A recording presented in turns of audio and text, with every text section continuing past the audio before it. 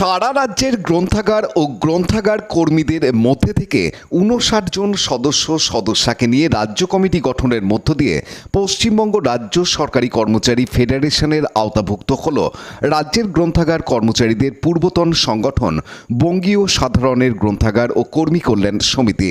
গতকাল কলকাতাস্থিত খাদ্য ভবনে ফেডারেশনের রাজ্য কার্যালয়ে এক সাধারণ সভার মাধ্যমে পাবলিক লাইব্রেরি রাজ্য শাখার নবগঠিত কমিটি ঘোষণা করেন ফেডারেশনের রাজ্য আহ্বায়ক প্রতাপ নায়েক।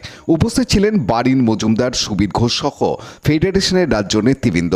পাবলিক লাইব্রেরি রাজ্য শাখার কার্যনির্বাহী কমিটিতে রাজ্য সভাপতি হিসেবে তাপস চক্রবর্তী, কার্যকরী সভাপতি ফারুক হোসেন ও প্রদ্যুৎ মাসান্তা, যুগ্ম সাধারণ সম্পাদক হিসেবে সুদীপ কুমার মণ্ডল ও অভিজিৎ চৌধুরী এবং কোষাধ্যক্ষ হিসেবে সুজিত চ্যাটার্জি মনোনীত হয়েছেন। উল্লেখ্য, হুগলি জেলা থেকে সহ সভাপতি হিসেবে সোমনাথ মালিক এবং কার্যনির্বাহী সদস্য হিসেবে প্রসেনজিৎ পুরকাইত কমিটিতে অন্তর্ভুক্ত হয়েছেন।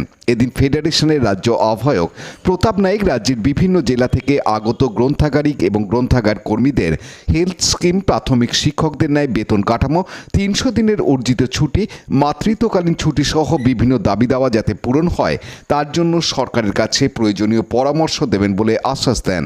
এই প্রসঙ্গে ফেডারেশনের রাজ্য আহ্বায়ক প্রতাপ নায়েক জানান। আব্দুল গফরের রিপোর্ট, হুগলি টিভি। আমরা বার্তা দিলাম মামাটি মানুষ সরকারের আমাদের সম্মানীয় মুখ্যমন্ত্রী মমতা বন্দ্যোপাধ্যায় চিন্তা ভাবনাকে নিয়ে মানুষের পরিষেবা করতে হবে। সাধারণ মানুষের সঙ্গে খারাপ ব্যবহার করা চলবে না। সাধারণ মানুষকে দ্রুত পরিষেবা দিতে হবে, ভালো ব্যবহার করতে হবে। আর যারা সরকারের ক্ষতি করার চেষ্টা করছে তাদের উপরে তীক্ষ্ণ নজর রাখতে হবে।